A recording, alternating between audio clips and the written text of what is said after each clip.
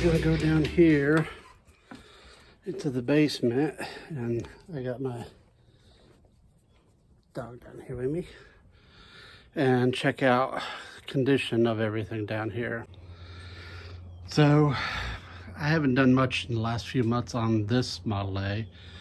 I actually went and worked on my dad's pickup, and then we went up to Greenfield Village and the Gilmore museums.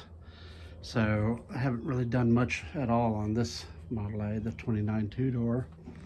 And in the last video you saw, well, I think the last one actually was when I invited my dad down and showing him and got it started and running. And it actually runs really good.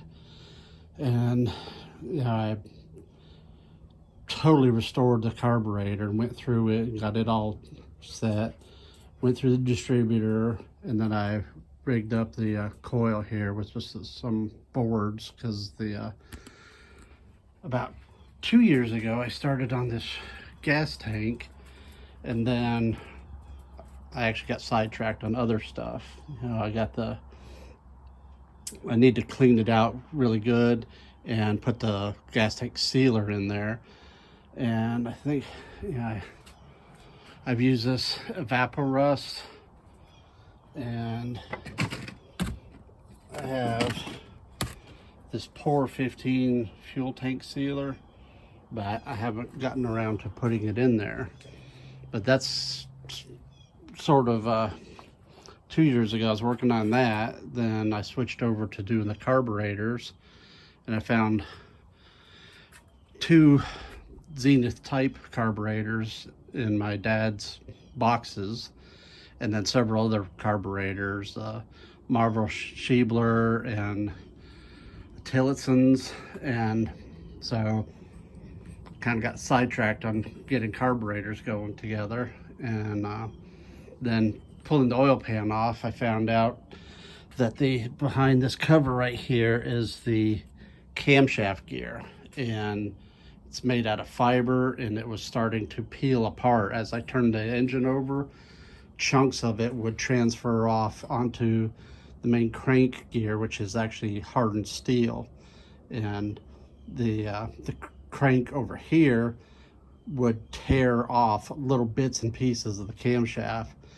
So that turned into another major project of pulling the camshaft gear off. And because these were the original motor mounts, I went ahead and lifted the engine. The radiator was off, so I lifted the engine, replaced the motor mounts, and replaced the timing cam gear. And so after that whole sidetracking, I got the engine back together, and I was able to crank it over. And then I had finished up on the carburetor right there, so I was actually waiting on some parts on the carburetor that were back ordered, because the 2 Zeniths that I found in the box weren't complete. They didn't have floats. They're basically stripped down to just the body shell. And so I had to order a bunch of parts, and some of them were back ordered for months. Finally got the parts in for at least this one and got it together. I have the other carburetor, but I think I'm still missing some parts on it. I'm not sure. It's been like a year probably since I was working on carburetors. Then what else did I do? Did the motor mounts. On this other side I was working on generators and starters. So tested and lubed the generator, lubed the starter, got it functioning, and mounted this battery disconnect switch, wired it up basically for this is almost like a complete wiring harness for a Model A. And then I was testing the radiator, and of course it has a leak in it, and I'm gonna have to take it back off, but it seeps here in the middle somewhere, and you can see rust marks up here. So I really need to take it off and take it to a radiator shop. And But I went ahead and put it on there because I got the engine running last September of 2024.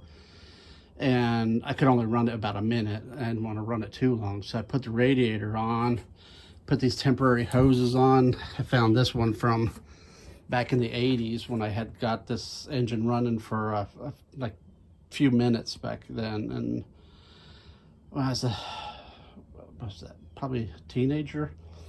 And it was still in one of the boxes. So that's not actually the correct setup. There's supposed to be a steel pipe there, but it worked for time being until I could get the correct part. And come to find out, I knew it was going to seep, but it was like, it wasn't seeping that bad, so I put a bucket underneath so I could run it a while.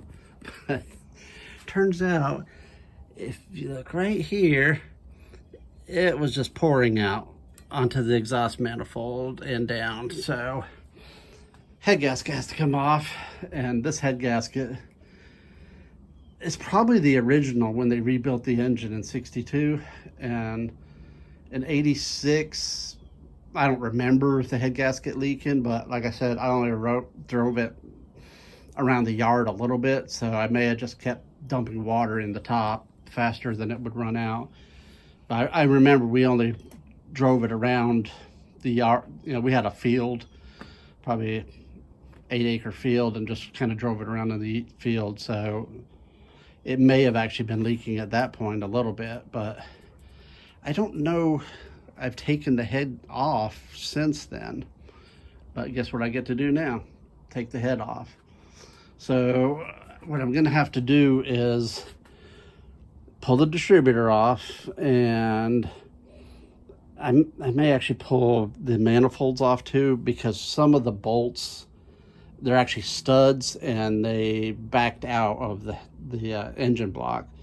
So I need to replace the studs and then have the correct nuts on them.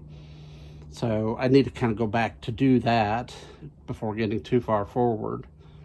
So first step, I think, is going to be, I think I'm going to try to mark the distributor because it's running really good right now.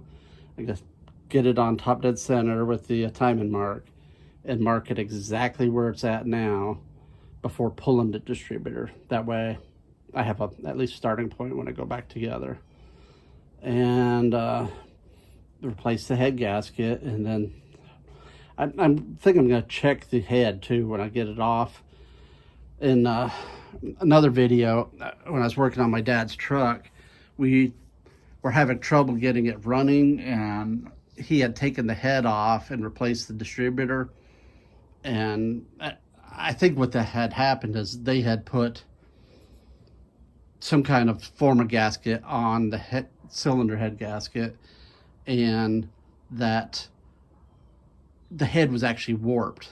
So when we took it off, cleaned it up, scraped it up, removed all their gasket material, put a new head gasket on, but the head was so warped, so he had to get his head milled at the machine shop. And then in the video, I think it actually may have been my last video on Model A's, was the where I got his truck running okay. I think it had water in the gas, which was the problem on his truck right now. But I'm thinking that while I have this head off, I'm gonna at least check it myself, and if it looks bad, I'll go ahead and get it milled completely flat so I don't have any other problems. I think it was $50, maybe up to $100 to get it machined, so it's kind of worth it at this point. And I know this engine run is good. I actually checked the compression, 55, 50, 50, and 52. So I may be actually losing some compression because of this head gasket too. And in the meantime, you can see I got my head tightening sequence here, and I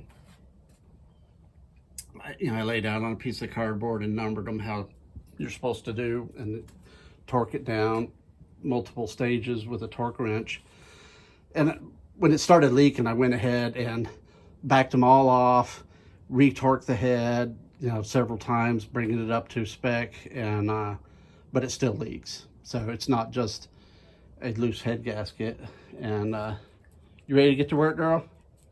All right, let's get to work.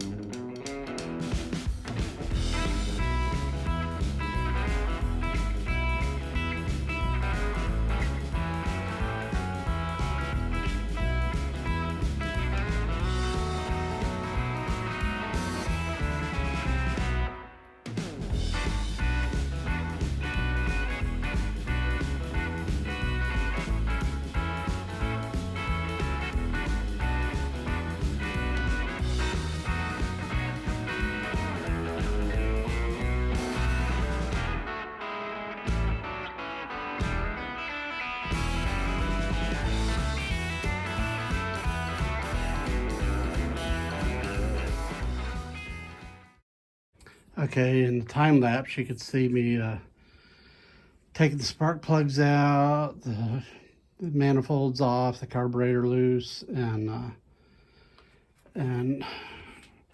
I cranked it over to get it top dead center, to leave it on top dead center, and just pulled the distributor out and setting it aside so I don't have to disconnect that cable.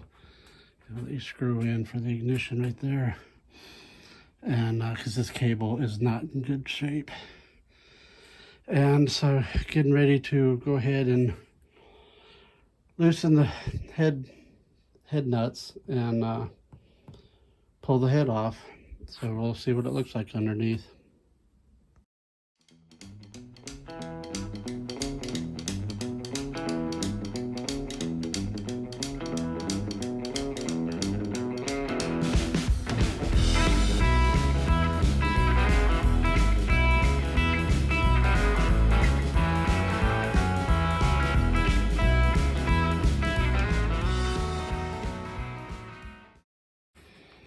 Okay, I got the head off, and take a look in here. That doesn't look good.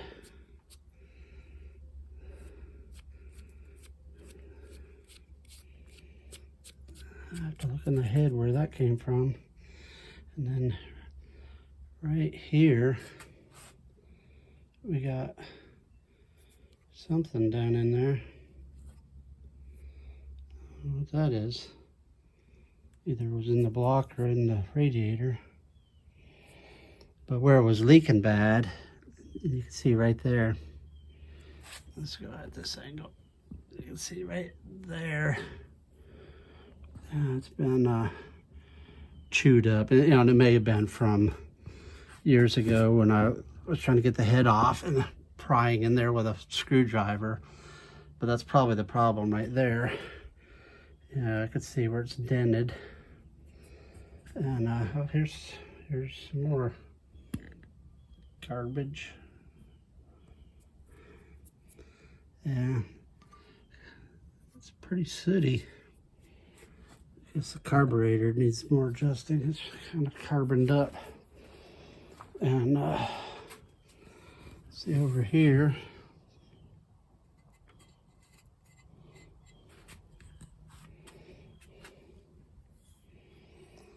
Let's see. Yeah, it would have been right here. Let's see, put it over that way. Yeah, it would have been like right in here. Yeah. Get a straight edge and see what it looks like.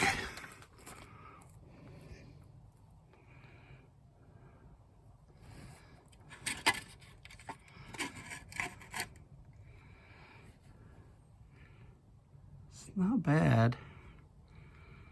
Yeah, my straight edge isn't that great.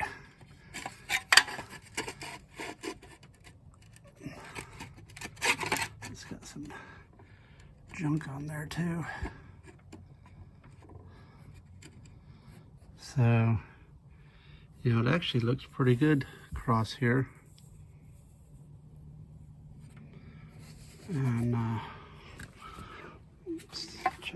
other side. Yeah, I turned it around. Daisy helped me. Now let's check this other side.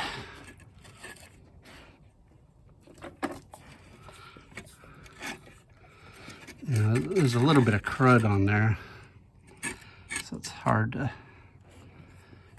judge without getting it cleaned.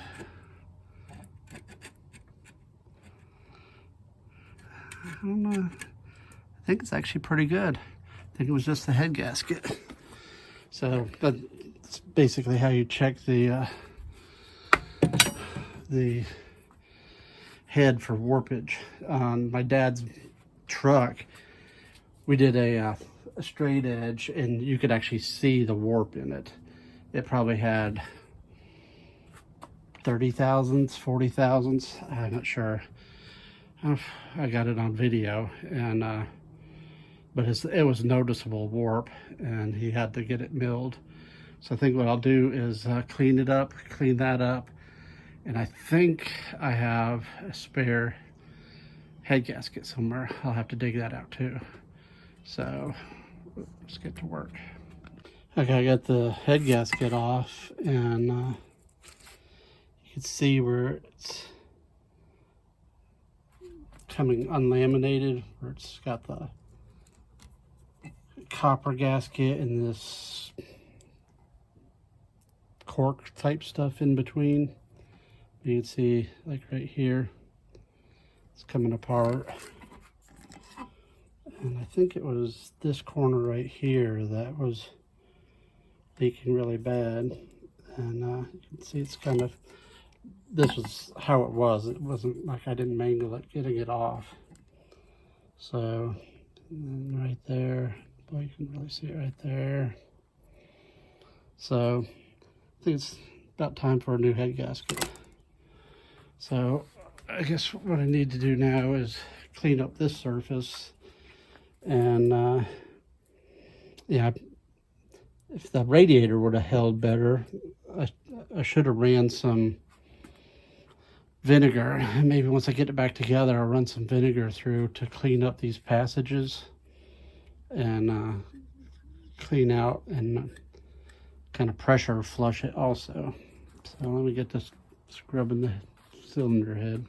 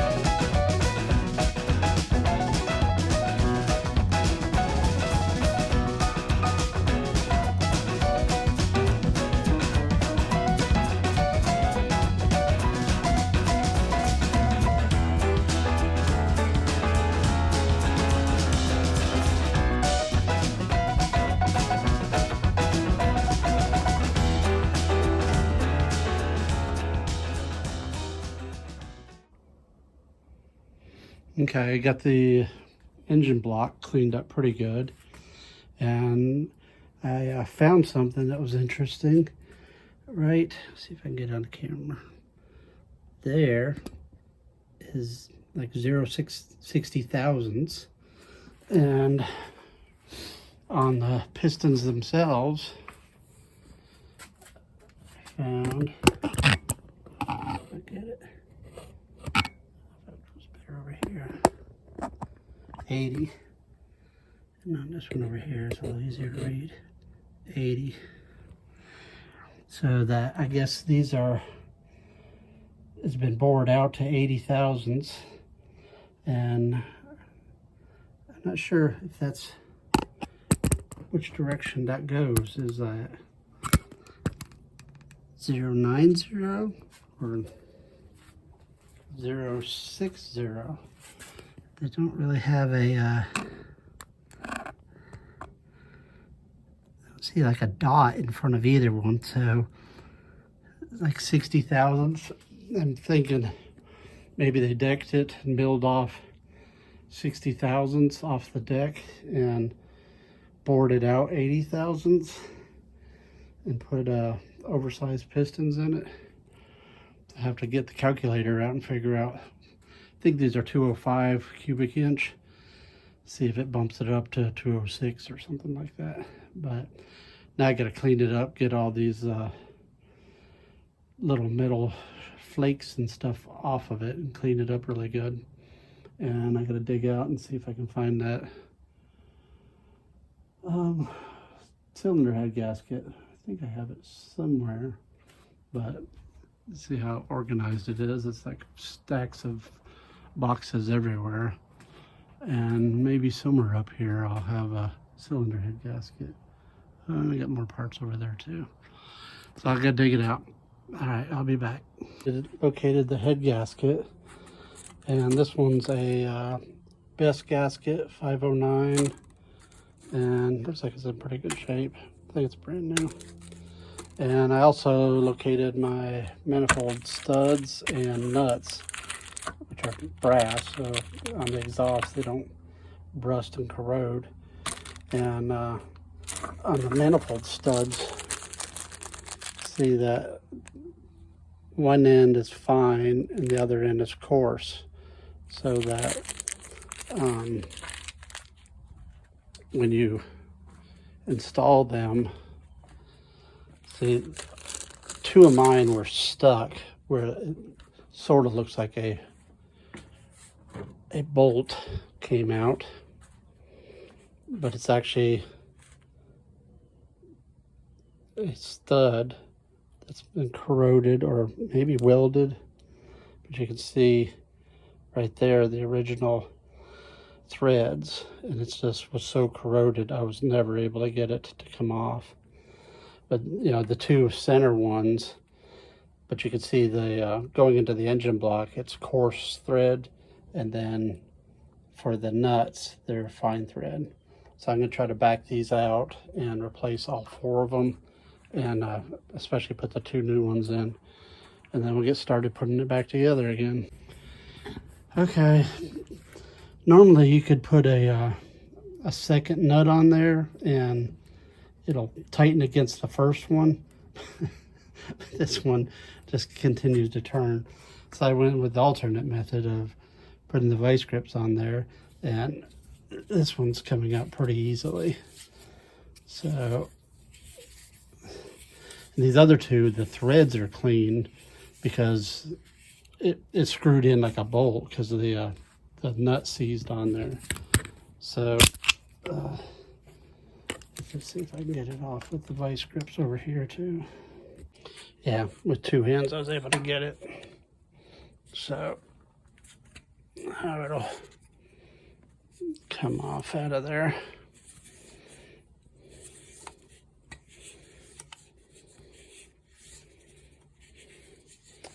But that's basically how you replace the studs, especially if they're rusted. You know, the exhaust really eats them up and corrodes them. You know, these aren't bad. They may have been replaced at some point in time, but you saw what happened to these other studs. There's both of these, you know, it just rusted and seized the nut on there. So Could probably have heated it up and maybe got them back apart, but oh well. All right, back to it. Okay, got the new manifold studs inserted, and I removed the two that were still in there and installed them, put a little Loctite on them just to hold them in place so they don't back out. And after cleaning up and spraying off, and got the new head gasket on there, and hopefully this one's not gonna leak. All right, so time to put it back together.